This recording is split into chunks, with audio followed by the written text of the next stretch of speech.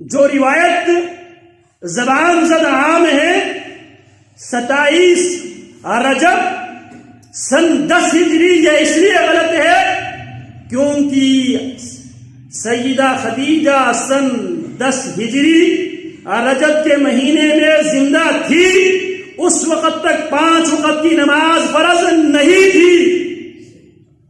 5 وقت کی نماز اسراء اور معراج کے بعد یہ نماز فرض ہوئی ہے، لہذا جو 27 رجب کی جو تاریخ لوگوں نے مشہور کر رکھا ہے اس کی کوئی حیثیت نہیں ہے۔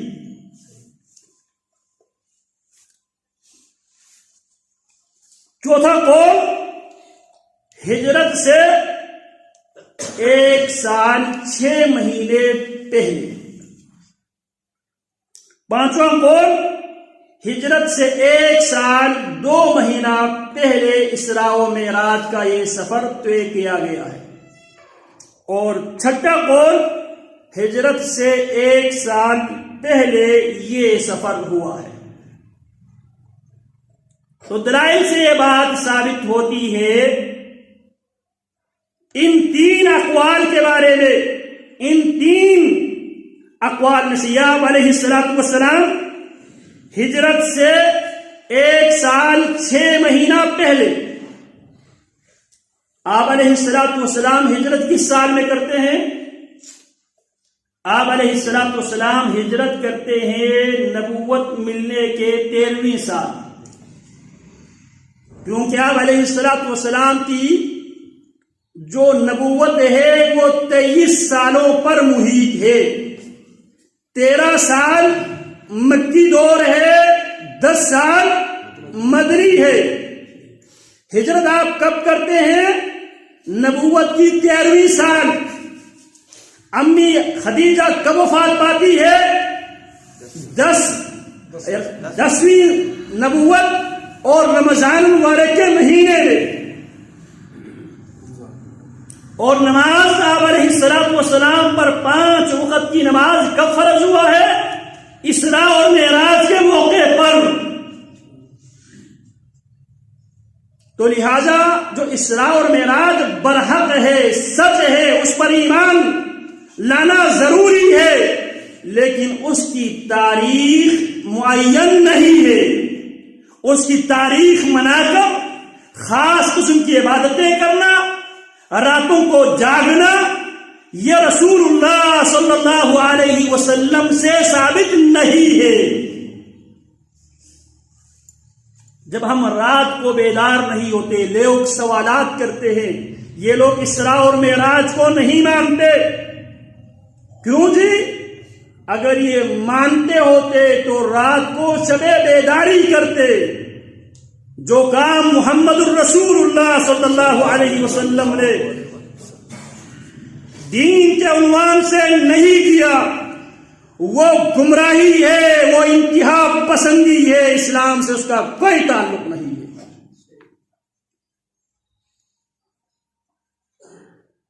صرف آپ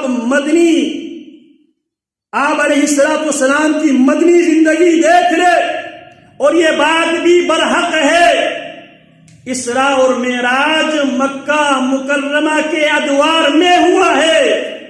مکہ کے بعد 10 سال تک آپ مدینہ منورہ میں آپ زندہ رہے۔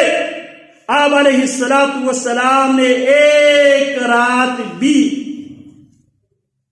لیلۃ الاسراء والمعراج کے طور پر 10 بار یہ دن آپ کی زندگی میں آئے، آپ نے نہ منایا، نہ آپ علیہ السلام نے تاریخ بتائی۔ ہم اس لیے نہیں مناتے۔ ہر کسی کو اپنے عقائد و نظریات بیان کرنے کا حق ہے۔ ہم پر یہ الزام ہے، اس الزام کا جواب دینا یہ ہماری بنیادی حق ہے۔ ہم اس لیے نہیں کرتے کیونکہ رسول اللہ صلی اللہ علیہ وسلم سے نہ تاریخ ثابت ہے، نہ اس رات کوئی مخصوص عبادت آپ علیہ السلام سے ثابت ہے۔ اللہ اکبر کبیرہ۔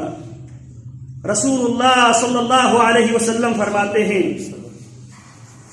بینما انا، جب میں حتیم میں یا ایک روایت میں اپنے گھر میں، ایک روایت میں سیدہ ام ہانی کے گھر میں پیارے پیغمبر علیہ الصلوۃ والسلام تھے، اسی دوران اس چھت کو کھولا گیا، آپ علیہ الصلوۃ والسلام کو وہاں سے اٹھا کر حتیم لایا گیا، اور آپ علیہ الصلوۃ والسلام کا اوپن ہارٹ سرجری ہوئی، اور آپ فرماتے ہیں سونے کے ایک برتن میں میرے دل کو اتار نکال کر رکھ دیا گیا، آب زمزم کے ساتھ اس کو دھو دیا گیا، پھر اس میں ایمان اور حکمت بھر دیا گیا، اور میرے یہاں سے لے کر جہاں بال ختم ہوتے یہاں تک چیرا گیا، دل نکالا گیا، دل کو سونے میں ایک سونے کے برتن میں رکھ دیا گیا، آب زمزم سے اسے واش کیا گیا،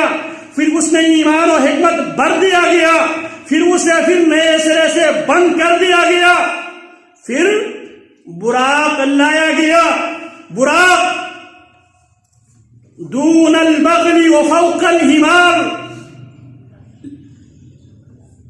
خچر سے چھوٹا، گدھے سے کچھ بڑا، اور رنگت کے اعتبار سے سفید رنگت کا ایک جانور، براق برق سے ہیں، بجلی، یزعو حافرہ عند اقصى طرفه، وہ جو براق ہے جہاں تک براق کی نگاہ کی انتہا ہوتی وہاں پہ وہ اپنے کھر رکھتا تھا۔ میں براق کو مجھے بٹھایا گیا، مجھے مسجد اقصی لے جایا گیا، اور مسجد اقصی میں جہاں پہ انبیاء علیہم الصلوۃ والسلام اپنی سواریاں باندھتے ہیں، میں نے براق کو وہاں پہ کسی پتھر کے ساتھ باندھ دیا، بیت المقدس میں داخل ہوا، میں نے انبیاء علیہم الصلوۃ والسلام کی امامت کرائی 2 رکعت نماز پڑھا کر، پھر میرے آگے 3 چیزیں پیش کی گئی، دودھ کا ایک پیالہ، شہد کا ایک پیالہ، اور شراب کا ایک پیالہ، یہ 3 چیزیں پیش کی گئی۔ میں نے دودھ کو انتخاب کیا، جبریل کہنے لگے ہدیت الی الفطرہ، محمد آپ کو فطرت کی طرف آتی رہنمائی کی گئی ہے، اگر آپ شراب پہ ہاتھ رکھ لیتے، شراب آپ لے لیتے تو آپ کی امت گمراہ ہو جاتی۔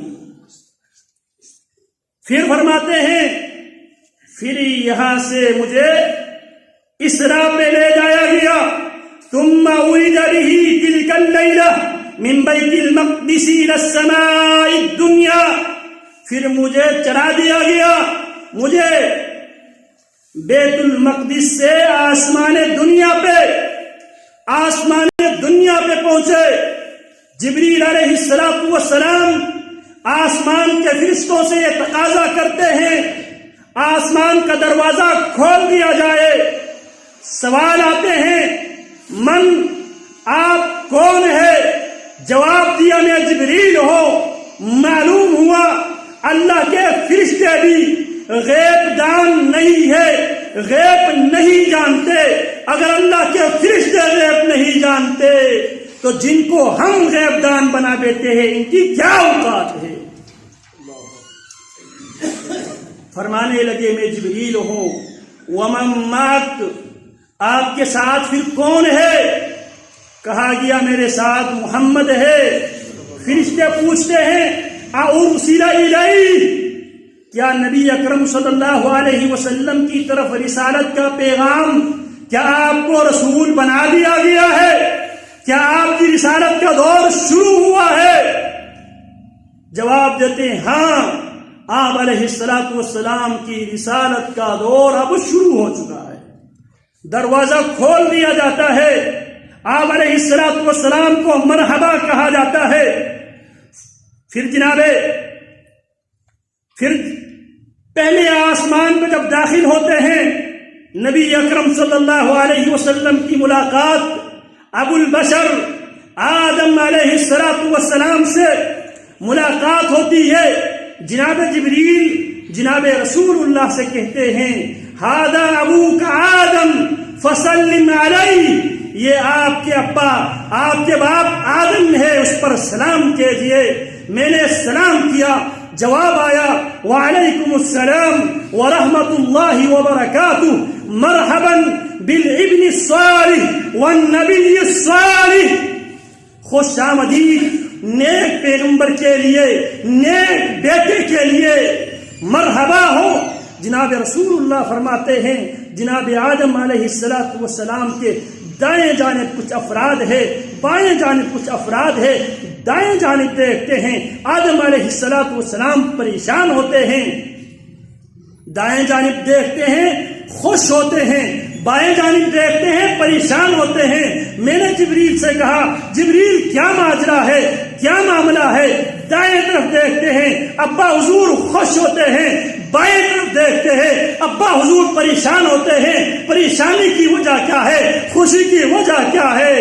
جبریل فرماتے ہیں اللہ کے حبیب جو دائیں سائڈ پہ ہے نا، یہ وہ نیکوکار آدم علیہ السلام کی اولاد ہے۔ جب وہ نیکوکار بیٹوں کو، اولاد کو دیکھتے ہیں، آدم علیہ السلام خوش ہوتے ہیں، چہرے پہ مسکراہٹ آتی ہے۔ جب بائیں جانب دیکھتے ہیں نافرمان اولاد ہے، ان کو دیکھ کر پریشانی میں ان کی اضافہ ہوتی ہے۔ فرماتے ثم عرج بی الی السماء الثانیہ،